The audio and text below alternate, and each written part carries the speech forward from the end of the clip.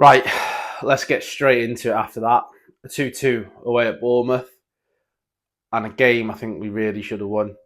Um, I'm not going to hold back in this one. Usually I'm with my dad for these match debriefs. He's been away getting some much needed R&R, so I'll get his thoughts and opinions on the game tomorrow. But I couldn't go to bed tonight without doing a quick video, getting my thoughts and feelings out about that one because there's a little bit to go through there, a little bit to get off my chest.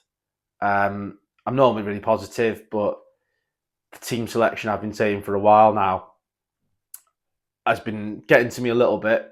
I don't like the same team always being selected, especially when the performances haven't been there. I think we were good against Villa in the second half, but the first half was more the same. Bournemouth today, we moved the ball a lot quicker, but my issue is there are players in the team at the minute who, on performance basis and on merit, shouldn't be playing and need to come out the team to get on the bench and to earn their place back in this team. United needs to be a meritocracy. Football, for me, is a meritocracy.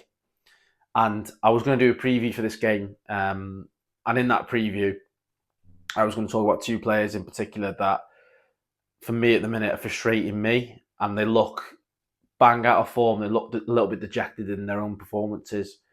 And it'll come as no surprise to anybody that that's Amad Diallo and Diogo Dalot. Both players who I've got a lot of time for. I think they both work really hard. They put a shift in every game. But at the minute, they're causing more issues to the team than their problems they're solving. And that, to me, is now on the management team to take some action and take them out of the firing line for a little bit, because I'm not going to go overboard and scream, shout and rant about them. But looking at it calmly, looking at Amad Diallo's recent performances, his first touch looks laboured. He's not getting his head up enough, anywhere near enough when he's running with the ball. The penalty, I think, it was a penalty he should have had. I don't want to go into referees too much, but he should have had the penalty. But on the edge of the box was Cunha in a really good position. He was running into more men. Every shot he seems to have at the minute is just a wild swing at it. His passes, he seems to be playing with an element of fear and a lack. That to me is a lack of confidence, and that's the biggest thing for me. He needs to find some fire in him again. Things that are coming to him easy last season look laboured this season, and that to me is when a player is out of form and we need to do something now. The management team needs to take him out of the firing line. Dalot's the same. He's not finding them passes. He's not making the right runs. When he is getting in the chances, he's doing daft things with the ball. In the defensive third, he's backing off his man too much. He's not playing the right pass. He's making really odd decisions. He gave the ball away almost identically like he did in the home fixture against Bournemouth, which almost cost us a goal early on. I think the first half performance, we moved the ball quickly. We were playing some nice combinations. I think Cunha and Bruno were absolutely phenomenal today. Outstanding, the pair of them again. I think Cunha definitely deserved a goal today. I just didn't think we created enough clear chances in open play. And I think that comes from Mbeumo playing down the middle. I don't think it suits him. I really, really, really don't. I think we lose the best of him. And the best of Mbeumo for me is that creativity and that directness that he adds on the wing. Yes, he loves to come in on his left foot and have a shot. People can't stop it. Amad wants to do the same thing. And I feel like when you've got Amad, Diallo and Dalot all on the pitch at the same time, we're playing with three right wingers. That's how it feels to me. They all want to occupy the same space. Now, to me, that's leaving us with a massive hole and a gap between what Bruno has to aim at and what Cunha can aim at coming in and working in from the left-hand side. There seems to be a disconnect there between the two in the pivot. They can't play a long ball up to the striker because it's going to bounce off Mbeumo. And I feel like over the last couple of weeks, picking the same team week in, week out has led to us playing Mbeumo himself out of form. He looks dejected of confidence at the minute. And he was the one player for me who looked like he could do something. Now, don't get me wrong, in the the game here and there, I think Mbeumo up front works in certain games. But when you've got a striker who is playing as well as Sesko is and isn't getting rewarded by playing an adequate amount of minutes, it is going to cost the team. It shows the team that it's not a meritocracy. And that, for me, is a massive red flag that I'm looking at the minute. I love Michael Carrick. I think a lot of him. But he's got to change his starting 11. He has to change his starting 11. It's going to cost him. Confidence is a very, very, very fragile thing. Where there are good shoots and good seeds in what Carrick has done with Steve Holland and the backroom staff guys. But it could be very easily undone if we try and force players into form. Mason Mount coming back is going to be a good thing for us because we can rotate the team a little bit more and have a little bit more off the bench if we can hopefully keep him fit.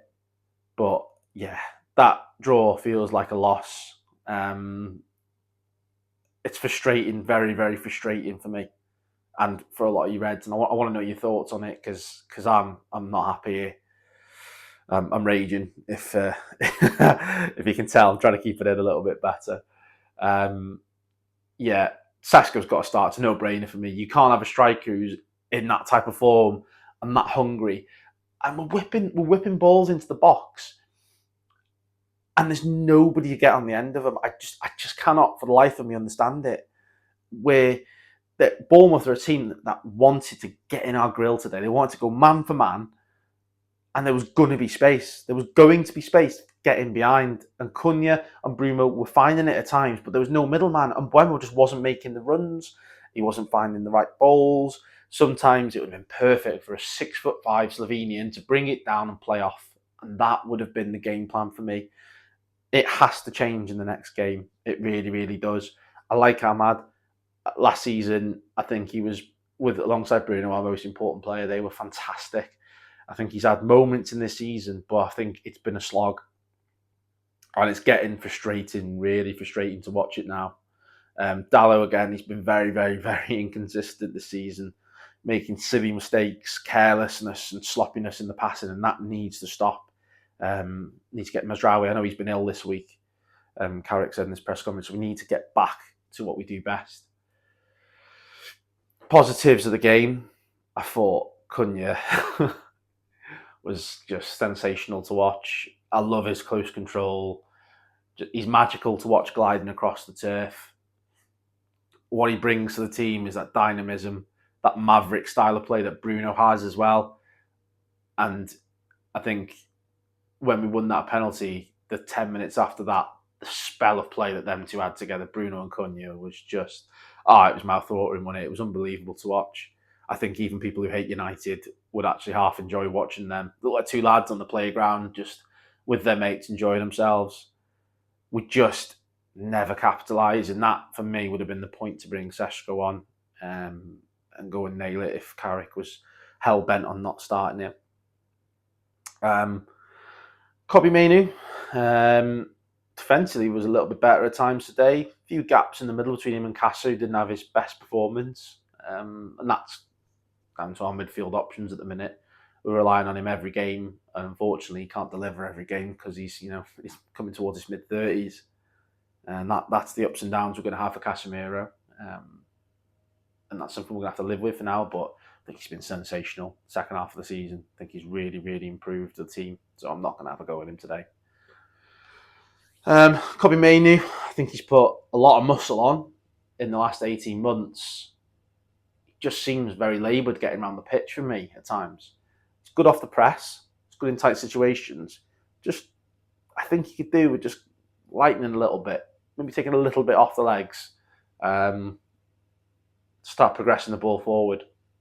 I think it's for the Premier League, he looks a little bit top heavy when he's running around. But yeah, looks a little bit older than what he is at the minute, which is a shame because I think there's a lot of talent there in Kobbie, and this is where I think competition for places is so important going forward into next season. Let's talk about referees.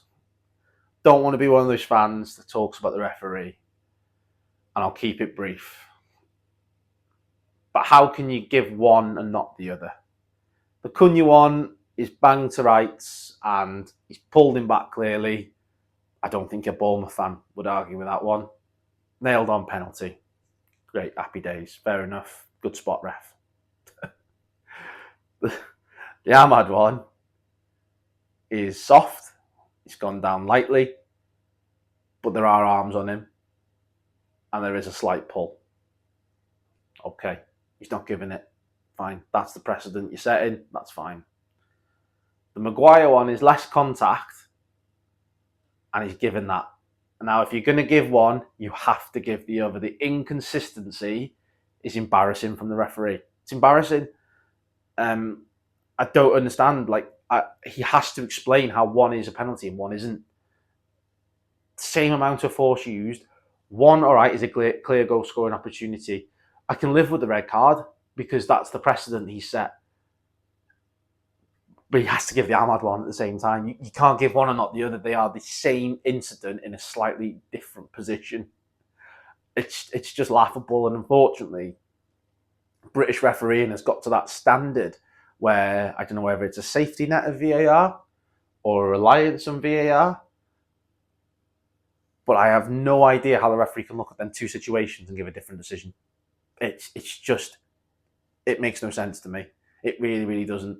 I know they don't like giving pull-in penalties. I know it's not as, it makes them feel uncomfortable or whatever because it can go either way sometimes. And you get the old adage, anywhere else on the pitch, that's a foul, and I understand it. But you've got to be consistent. And I'm going to leave it at that because it's, I don't want to be them type of guys who blames the referees. United in the first half played well enough to be out of sight. And I think the team selection was wrong, which led to us not getting the goals that we needed to get today. I think we should have won maybe 3 or 4-2 today. We should have been out of sight and it should have been like a pin going into Bournemouth. I don't particularly think they played well in that first half. I think they were very, very poor.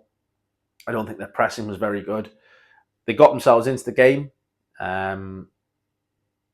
played well towards the second end of the second half. They tried to take advantage of the 10 men. They didn't do enough and folded. But definitely 2 points drop for me today. Don't want to rant on too much. Let me know in the comments what you think. I'll have a full debrief from my dad tomorrow. We're back in the football suite, not in my kitchen. So a bit more of a professional setting. But no, let us know what you think. Let's use it as a bit of therapy because I'm not very happy and I'm going to go to bed tonight and have another think about that performance, and hopefully the coaching staff do the same and we can see an improvement in the next game. Nice one. See you later, guys.